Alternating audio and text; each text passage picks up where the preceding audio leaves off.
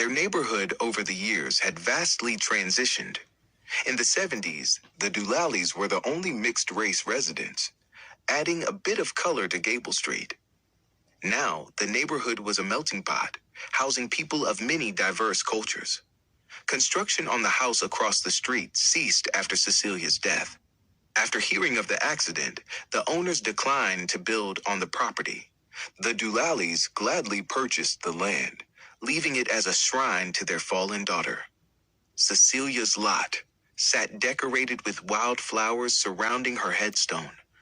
Although her body had been laid to rest at the cemetery, her greatest testimony could be seen right from Ronald's bedroom window, a fact his parents had no idea would go on to torture their son throughout his adolescence.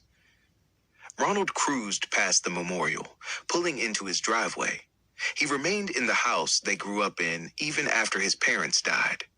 Unable to overcome her daughter's death, Mrs. Doulali took her own life only a few years after Cecilia had passed. Mr. Doulali eventually succumbed to alcoholism, dying of kidney failure just before Ronald's 18th birthday. All the couple owned was left to him. That, along with the memories, were all he had.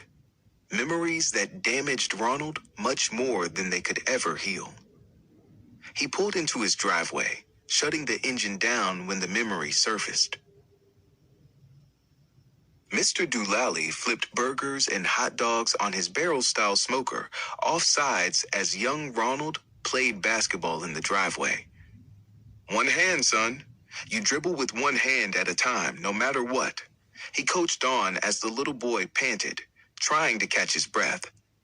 "I'll tell you what, I've got an idea. You'll be an expert in no time."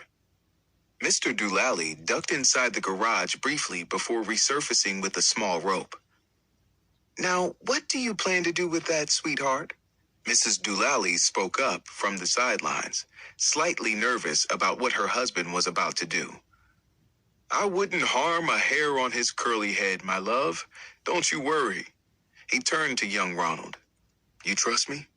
"I trust you, Daddy," Cecilia shouted from the blanket spread atop the lawn along the driveway. Mrs. Doulali smiled, rolling the end of one of her daughter's pigtails around her index finger as she admired her little girl's beauty. Meanwhile, her husband had tied the short rope around one of young Ronald's wrists, then attached it to the belt loop on his jeans. "Now you have no other choice than to dribble with one hand.